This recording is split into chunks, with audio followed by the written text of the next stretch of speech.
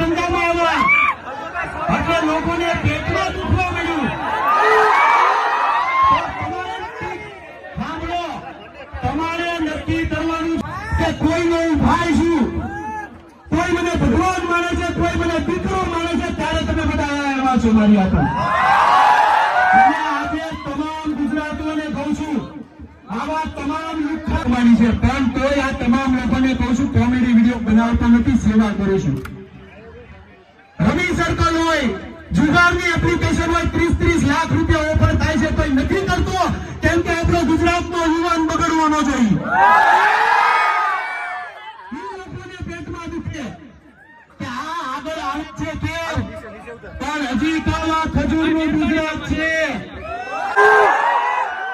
કઈ લઈ લેવાની ભાવના નથી, પણ હરેક યુવા વર્ગને કહો હંમેશા કે 10 રૂપિયા તમે કમાતા હો તો 4 રૂપિયા ગરીબો પાછળ વાપરો. આવનારી જનરેશન છે, આપણે ગાયું બોલવી છે કે આગળ વધવું એ નક્કી કરો.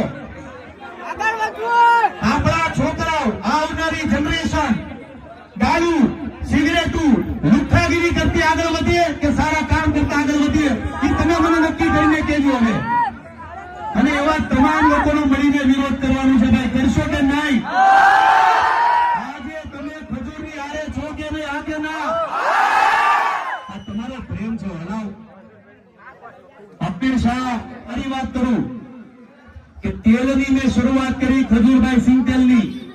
હનુમાન દાદાના દર્શન કરવા ગયો, બાટલો લીધો હાથમાં અને એ તેલની બોટલ મેં દાદાને ચડાવી, ત્યારે અંદરથી એવો ભાસ તો હનુમાન દાદાની શોધનો એક શબ્દ ખોટો હોય તો કે તું મને તેલ ચડાવશો, મને તેલ ચડાવશે, તું વાલા મૂંઝા છો, હું તારી હારે બેઠો છું. આ હનુમાન દાદાનો આશીર્વાદ છે. અને તમામ લોકોને કહું છું કે સારું આપણે લોકોને ખવડાવીએ. ખજૂરભાઈ સિંહ તેલ લોકો માટે દિવસ રાત બોલું છું, તો તમે મારું તેલ નહીં લો? હા કે ના? એટલે હવે તમારા ઘરના રસોડાની અંદર 2 રૂપિયા ભલે મોંઘું હોય, પણ જે કમાવ છું ને સેવામાં જ વાપરું છું. આ વખતથી કહું છું. એટલે તમારા ઘરના રસોડાની અંદર ખજૂરભાઈ નું સિંગ તેલ પોગાડી દેજો. હા કે ના? તમને નો કેવું ને, મારી બહેનો ને કહેવાનું રસોડું ઈ ઉંબારે.